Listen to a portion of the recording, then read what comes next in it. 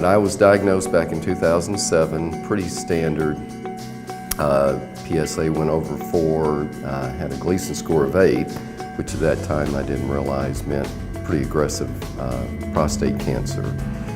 Had robotic surgery, went extremely well. Pathology report came back great. PSA went to undetectable. A year later it came back. Not real happy, but knew that I still had the possibility of radiation, getting rid of it. Immediately went for 38 treatments of radiation IMRT. Pathology report came back. PSA undetectable, great. Thought I might have it licked. A year later, it came back, and that's when I really kind of hit my low point, because I knew from that point on I was pretty much stuck with this disease the rest of my life.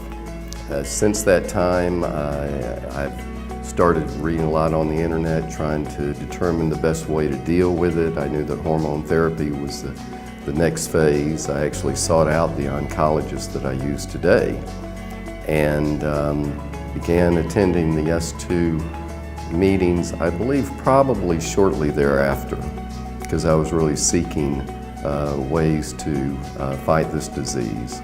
And that's when I met Jim O'Hara and began to really kind of take control of my life and determine how I could best deal with this. And kind of to make a long story short, I started a health program 6 years ago, but I always stress that I'm not suggesting that anyone go to the degree that I have.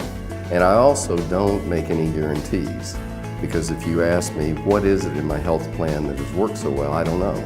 I think it's a combination of everything, but it's the essentials. It's a Mediterranean diet. I completely eliminated red meat, pork.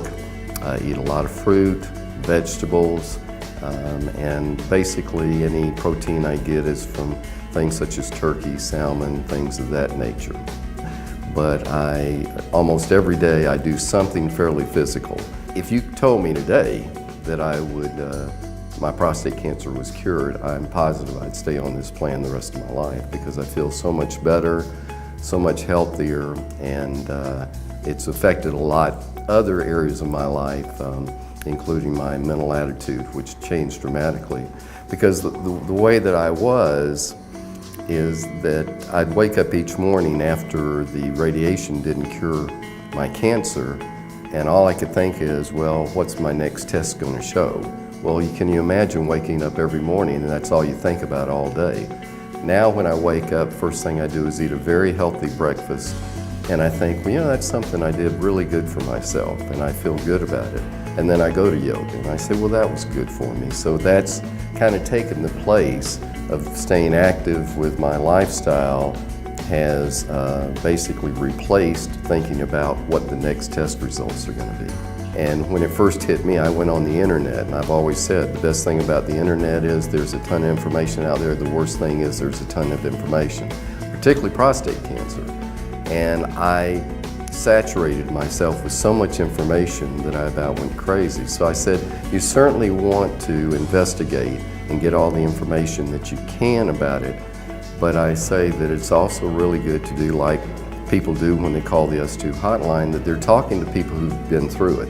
But with me, I had so many of my friends that when I would tell them about my prostate cancer, the first words out of their mouth were, "You'll be fine." I mean, it's just, that's easy to say. Everybody says that, or "Don't worry about it," or "They'll take care of it." Well, they don't know. But when I would talk to people who had actually been through this and had experienced it, I could relate much more to them, and I felt much more comfortable talking to them.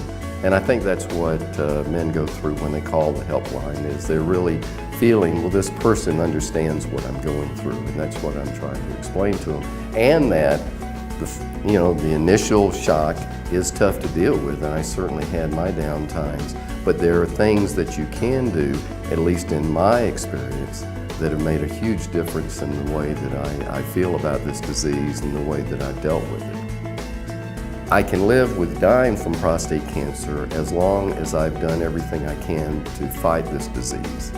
And I have had friends and relatives who have basically said, well, whatever will be, will be.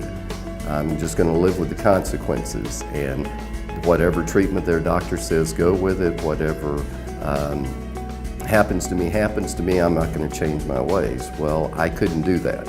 I truly changed the way I did things and the way I looked at my life. And I also do it, obviously not just for me, but for my wife, for my family, because I want to be around a long time, and most of my kids want me to be around a long time, for the most part. If I do live to be a really old person, I'm 68 right now, I could be willing to say that maybe the best thing that ever happened to me was prostate cancer. And the reason I say that is because I think it's just like 9/11 and other things.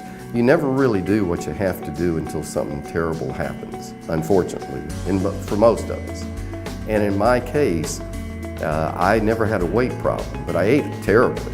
I mean, I'm in the home of Coca-Cola, and I would chug Cokes like nobody's tomorrow. I haven't drank a Coke in probably 10 years. And the reason that I took my health so seriously and my mental attitude and everything else was because of the prostate cancer. I can assure you that if somebody just looked at me and said, well, you might get prostate cancer if you don't improve your ways, it wouldn't have happened.